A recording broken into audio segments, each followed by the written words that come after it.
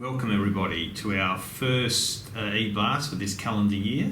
And I think it's quite timely considering a lot of the issues that are surrounding the globe and our business at the moment. So we would probably say that this financial year is probably a tale of two halves. A great first half, the performance was very strong, quality, service and efficiency was great. We had really good performance with respect to controlling all abnormal costs. Our sales are up on last year, particularly in the corporate brands and space and global brand space and Detpak China, which is all positive. We probably need to continue to focus our selling efforts in the Detpak world and the paper pack world. So there'll be a heavy push in the next 12 months to ensure we've got the right structure, the right people, the right products and the right costs so we can support that growth. It's very important for a packaging company to continue to grow. So it's all about sales growth and profitable sales growth. So we'll keep pushing that. The first 6 months also saw some great projects continue. E-commerce continued, and we're getting a very steady running rate. It's uncharted waters for a business like ours, but I must say there's been some positive outcomes. The consolidation and build-up of ePlanner, so we have a stronger planning system around the globe. It will be very good for our supply chain group. We've been reviewing our customer service protocols, and that's an exciting project, and I would believe in the next 12 months we'll bear some fruit from that. And in all of this, we put in a new factory in Vietnam where the consolidation of the factory was fantastic. We didn't miss a beat. So to the Vietnamese team, the engineering teams and the technical teams, that was a great effort. We maintained our quality and service and efficiency throughout that period. I think what is important with all these big projects that we work through internally to better the business, we need to get a little bit more focused on execution and timely execution. So you'll see in the month of April where we will be refreshing Project Leap. There'll be a heavy focus on making it simpler, and there'll be a heavy focus on achievement and execution. So that'll come out when the budgeting instructions come out. So let's turn to the second half of the year. This coronavirus has really, challenged the business. And I think it's challenged the business environment in general. It's just not us. So it's important to remember that we only can control what we can control. It's important to remember that we shouldn't panic.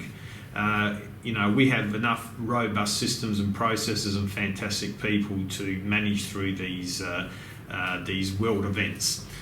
So I would like to say to everybody, it's a time where you must provide strong leadership, you must be objective, and you need to focus on all the important things that make our business a very strong and robust business. The day-to-day running of a business just does not go away. We just need to focus on alternative ways on how to manage the business during this time. But I do believe it will be a challenging period, probably up to June, July this year, and we need to manage accordingly. In saying that, I think the efforts of our China team were amazing to actually bring back 800 workers into the fold in a rapid amount of time, such that our supply chains weren't affected. It was fantastic. Our customers weren't affected, which was fantastic. But more so, the care and time they put into ensuring our people were protected was really something else. So to Viv and her team, it was a really strong effort, really backed up by the supply chain team here, to Alison and her team, and then also very strong leadership to the guys that we're meeting on a daily basis to coordinate all the various elements of our response to this. As we move post-China, we need to start thinking about responses throughout the group. So we've seen great responses from our Singaporean team, but now there are a lot of measures that we'll be putting in place which we need strict adherence to as a business. So there'll be travel bans for non-essential travel. We may be looking at alternative shift patterns to run factories and indirect staff, but that'll all be communicated through your management. Overall, up until now, I must say the business response would be 11 out of 10. And that's a true testament to our people. And it's a true testament that the group of people that have gone through the first wave have provided strong leadership, have been objective, haven't overreacted. They've done everything that will protect the brand and protect the customer and protect the people. So I think we've got to keep telling ourselves that it's very important that we just remain objective and focused on what is important and what we can control.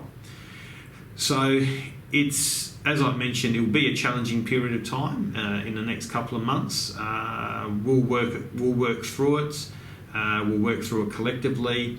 And I think when we talk about being a level 1 business, level 1 businesses are able to manage through these crises around the world because they've got good people, they've got good processes, and we think differently. As a business, our entrepreneurial spirit actually ensures that we do think differently, and we'll do things differently, and we'll do things that are right for the customer and right for the business. I think that's paramount.